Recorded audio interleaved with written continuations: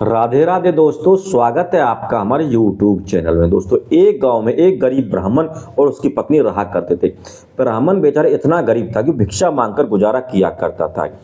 लेकिन ब्राह्मण देवता भगवान जगन्नाथ के बहुत बड़े भक्त थे। वो आठों पहर सुबह शाम जब भी उनको मन किया भगवान जगन्नाथ का नाम लिया करते, जय श्री कृष्ण नाम का जप किया करते थे।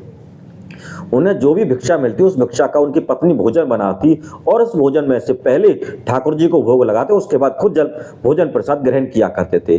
धीरे धीरे यही समय बीतता है। दोनों ब्राह्मण पति पत्नी पर दोनों दो बच्चे हो जाते हैं। अब तो ब्राह्मण जो है भिक्षा मांगते और अपने परिवार का भरण पोषण किया करते थे। एक दिन ब्राह्मण ने अपनी पत्नी से कहा कि जो मैं भजन ध्यान करता हूँ, जो मैं भगवान की सेवा भाव करता हूँ, इसमें तुम मेरी भागीदार हो या नहीं हो। तो पत्नी ब्राह्मण की पत्नी जो है बहुत ही पतिव्रता थी। वो कहती, स्वामी जी मैं आपके हर सुख दुख में हर कर्म में मैं आपकी भागीदार हूँ। तो दोनों पति पत्नी मिलकर कहते हैं, क्यों ना हम सुबह शाम जो है ठाकुर जी का कीर्तन किया करें।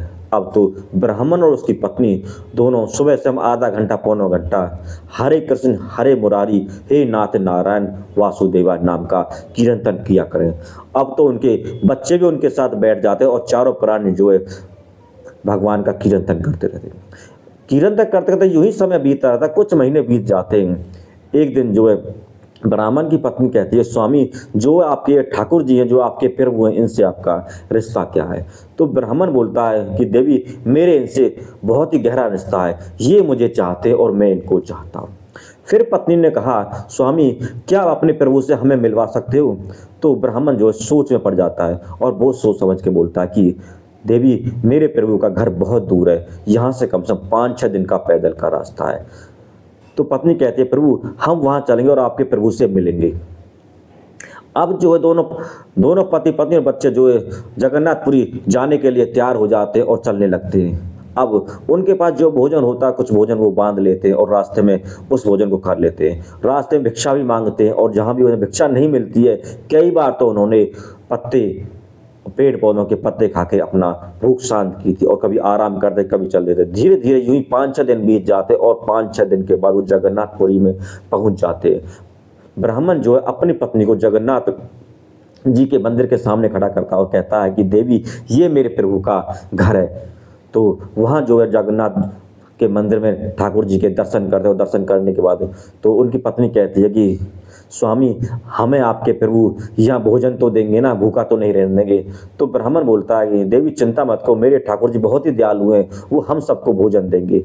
अब जो है भंडारा चला हो तो भंडारे में इतनी भीड़ होती है कि उनको वहाँ भोजन नहीं मिलता है। वो मंदिर के साइड में एक तरफ बैठ जाते हैं। शाम हो जाती है, शाम के जो है आरती हो जाती है। जो सेवादार होते भक्त होते धीरे धीरे अपने घर जाने लगते हैं। पुजारी जो मंदिर के पट बंद कर देते हैं।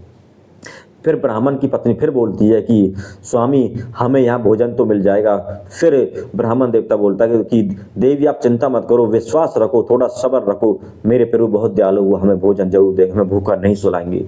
अब जो ब्राह्मण जो है वह अपने पत्नी और बच्चों के पास से खड़ा होकर थोड़ी अलग आता है और फिर भगवान से प्रार्थना करता है, हे प्रभु मैं तो पापी हूँ, दुष्ट हूँ, आप मुझे दर्शन दो या मत दो, लेकिन मेरी पत्नी नई नई आपसे जुड़ी है, नई नई आपकी भक्त बनी है, उनका विश्वास आप पर नया है, उनके विश्वास को टूटने मत देना। मेरी पत्नी और बच्चों को जो है भोजन जरूर देना। उनका इस तरह विश्वास टूट गया तो दोबारा विश्वास जुटा पाना बहुत मुश्किल हो जाएगा। कृपा अपने इस विश्वास की लाज रख लेना। इस तरह वह भगवान से प्रार्थना करता और फिर अपने पत्नी और बच्चों के पास एक बर्तन में पानी लेकर आ जाता है। अब वह पत्नी और बच्चों के पास आता है तो पत्नी बोलती है कि स्वामी जी ले आए भोजन। तो फिर ब्राह्मण कहता है कि देवी थोड़ा सब्र रखो, ठाकुर जी स्वयं भोजन लेके आएंगे और तब तक तुम ये पानी पियो और आराम से बैठो। अब जो है पत्नी पानी पीती है, बच्चों को पानी पिलाया जाता है। पत्नी बेचारी समझदार होती है, वो कुछ नहीं कहती है, लेकिन बच्चे बोलते हैं कि पिताजी हमें बहुत जोरों से भूख लगी और भूख की वजह से हमें नींद में नहीं आ रही है। तो फिर अपने बच्चों से कहता है, बेटा थोड़ा सब्र रखो, फिर वो हमें भोजन जरूर देगी। अब जो है इंतजार करते करते बच्चे सो जाते हैं, पत्नी भी सो जाती है और वह ब्राह्मण भी भोजन की इंतजार करते सो जाता है। काफ़ी समय हो जाता, सब सो जाते हैं। तो ऊपर जगन्नाथ जी इन सब दृश्य को देख रहे होते हैं। जगन्नाथ जी को अपने भक्तों पर दया आते, वो बड़े दयालु होते हैं।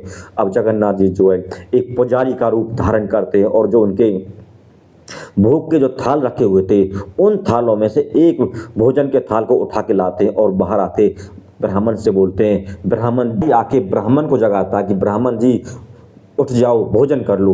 ब्राह्मण जी उठ जा, भोजन करो। 2-3 बार आवाज लगाता है पुजारी, तो ब्राह्मण उठ जाते हैं और कहते हैं कि कौन है। तो वह कहता है कि भगवान जगन्नाथ के मंदिर में कोई भूखा नहीं सो सकता, आप पहले भोजन करो उसके बाद सोना।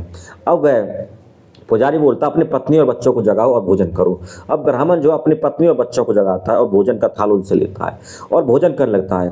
पुजारी जी वहीं खड़े होते हैं। फिर ब्राह्मण यह बोलते हैं कि आप इस भोजन को जो कपड़े पर रख जाओ, थाल को ले जाओ। तो पुजारी जी बोलते हैं कि आप तसल्ली से भोजन करो, भरपेट भोजन करो, थाल को सुबह कोई ले जाएगा। अब जो पुजारी उस थाल को वहीं छोड़ जाते हैं। वो थाल सोने का होता है, क्योंकि भगवान जगन्नाथ के जो भोग होते हैं, वो भोग होता है वो सोने के थालों में रखा होता था। अब वो थाल सोने का होता है। उन दोनों भरपेट भोजन करते, तबीयत खुश हो जाती है उनकी। और वो ब्राह्मण होता है उस सोने के थाल को अपने किसी कपड़े में लपेट कर, जैसे कोई ले ना जाए उसे कपड़े में लपेटता है और अपने सर के नीचे दबा के सो जाते। अब उनका पेट भर जाता है, उनको नींद भी गहरी आती है। सुबह होती है, सुबह जब ठाकुर जी के पट खुलते हैं तो पुजारी होते हैं, सेवादार होते हैं, वो ठाकुर जी जब पट खोलते तो जो भोजन के थाल होते हैं वो बिखरे हुए मिलते हैं। तो वे कहते हैं कि मंदिर में चोरी हो गई, चोरी हो गई, चारों तरफ हल्ला मच जाता है। अब पुजारी जी बोलते हैं कि मंदिर के पट तो बंद थे, फिर चोरी कहाँ से हुई? चोरी शायद किसी और रास्ते से आया होगा, या फिर किसी अंदर के आदमी ने ही चोरी की है। अब सभी लोग कहते हैं कि हमने चोरी नहीं की, हमने चोरी नहीं की। फिर जो कहते हैं चोरी किसने की, अब चारों तरफ शोर मच जाता, खबर होने लगती है। तो खोज खबर होते, सभी मंदिर के बाहर आते हैं और मंदिर के बाहर जो ब्राह्मण और उसकी पत्नी और उसका परिवार सो रहा होता है, तो फटे कपड़ों में सोने का थाल होता है, वो चमक रहा होता, दूर से ही दिखाई दे जाता है। अब तो जो मंदिर के जो पुजारी होते हैं, सेवादार होते हैं, वो हक करते हैं, दक करते हैं। आते ही सोते हुए उस ब्राह्मण को जो लातों से घूसों से मारना पीटना शुरू कर देते हैं। अब ब्राह्मण हड़बड़ाहट में जगता है और कहता है कि ये मनी मन सोचता है ये क्या हो रहा है। तो वह मनी मन कहता है जैसी आपकी इच्छा जगन्नाथ जी, वो पिटता रहता है और जैसी आपकी इच्छा जगन्नाथ जी, यही शब्द कहता रहता है। अब जैसी आपकी इच्छा जगन्नाथ जी, इस शब्द को जो पुजारी और सेवादार सुनते हैं तो वह कहते हैं कि ये चोर नहीं, अगर चोर होता तो इस तरह ठाकुर जी का नाम नहीं लेता। अब वो मारते भी और रुक भी जाते हैं। वो सोचते हैं शायद ये चोर नहीं है। दूसरी तरफ जो उस नगरी का जो राजा होता है, राजा के सपने में भगवान जगन्नाथ जी आते हैं और उससे कहते हैं तुम यहाँ सो रहे हो, वहाँ जगन्नाथ जी के मंदिर के साथ पास जो है मेरा एक भक्त लात और घूसों से लोग उसे पीट रहे हैं, उसे चोर समझ रहे हैं। तुम अभी वहाँ जाओ और उन्हें रोको, उसे पिटने से बचाओ, और आज से जो है मंदिर का लेके जोके का सारा काम वही देखेंगे। ये बात बोले। अब जो राजा जो है उठते हैं और बगैर स्नान किए अपने तलवार लेते हैं और घोड़े पर बैठ जाते हैं, कुछ अपने विश्वास पात्र सिपाहियों को लेते और जगन्नाथ जी के मंदिर पर आ जाते। वहां जब लोगों को देखते हो भीड़ हो रही है और लोग उस ब्राह्मण को मार रहे हैं, तो वह उनको रोकता है कि रुक जाओ, और ब्राह्मण को प्रणाम करता है और सभी पुजारियों से विनम्रता से कहता है कि ये चोर नहीं है। रात को सपने में भगवान जगन्नाथ जी मेरे सपने में आए थे, उन्होंने मुझसे कहा था कि मेरा बहुत बड़ा भक्त है और जो जिस पर चोरी का इल्जाम लगाओ, जैसे लोग लात और घूसों से मारे, उसने कोई चोरी नहीं की है। वो भोजन का थाल रात को वो भूखा था, मैंने ही उसे भोजन दिया था, वो थाल उसी के पास मैंने छोड़ दिया था और सुबह कोई उससे ले जाए कहकर उसने जो रख लिया था। वो चोर नहीं है, बहुत ही बड़ा भक्त है और आज से जो है वही मेरे मंदिर का लेखा जोखा रखेगा। अब राजा जो इतना कह जाता है उस बेचारे को बचाता है और उसको सब प्रणाम करते, राजा भी उसे प्रणाम करता है और उससे कहता है कि आज से ये ब्राह्मण देवता ही इस मंदिर का लेखा जोखा रखेंगे। उस दिन से आज तक उसी ब्राह्मण के वंशज, उसी के परिवार के लोग ही उस जगन्नाथपुरी में जगन्नाथ मंदिर का जो लेखा जोखा, जो भी मैनेजर का जो भी लेन देन का, वही देख रहे हैं, वही कर रहे हैं। तो इस तरह जो है उस ब्राह्मण की भक्ति